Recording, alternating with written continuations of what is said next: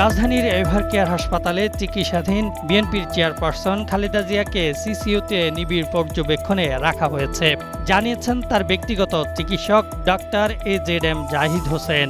তার আরোগ্য কামনায় আগামীকাল শুক্রবার জুমার নামাজের পর সারা দেশে বিশেষ দোয়া ও মোনাজাত করা হবে।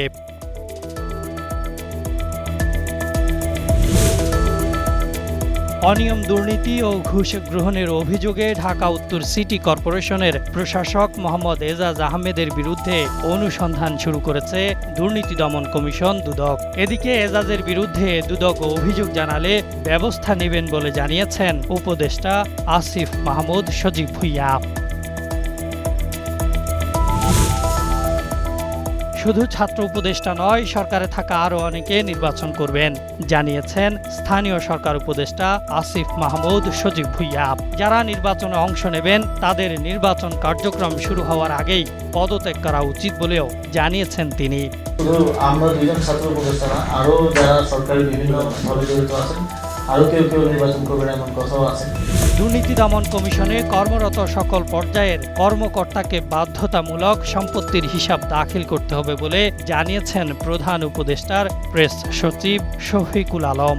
উপদেষ্টা পরিষদের বৈঠকে চূড়ান্ত অনুমোদন দেয়া দুর্নীতি দমন কমিশন সংশোধন অধ্যাদেশ 2025-এ কথা বলা হয়েছে। নির্বাচনে সেনাবাহিনী কোন দায়িত্ব পালন করবে তা এখনও চূড়ান্ত হয়নি, তবে 28 ফেব্রুয়ারি পর্যন্ত ম্যাজিস্ট্রেসি পাওয়ার নিয়ে মাঠে থাকবে। নির্বাচনে আইন শৃঙ্খলা পরিস্থিতি নিয়ন্ত্রণে নেতৃত্ব দেবে স্বরাষ্ট্র মন্ত্রণালয়, জানিয়েছেন কমিশনের সিনিয়র সচিব আখতার আহমেদ। প্রথম দিন থেকে আচরণবিধি প্রতিপালন যেন যথাযথভাবে হয় এবং সেই কারণে আমাদের সেই সূত্রে আইন শৃঙ্খলা বাহিনীর সদস্যরা যেন আমাদেরকে সম্পূর্ণ সহযোগিতা করে। রাষ্ট্রযন্ত্রের চেয়ে মূল্যবান কোনো যন্ত্র নেই, আর সেই যন্ত্রের দায়িত্ব যারা পাবেন তাদের অভিজ্ঞতা থাকতে হবে, মন্তব্য করেছেন বিএনপির স্থায়ী কমিটির সদস্য নজরুল ইসলাম খান। গণতন্ত্রের জন্য নির্বাচনের বিকল্প কিছু নেই বলেও জানিয়েছেন তিনি।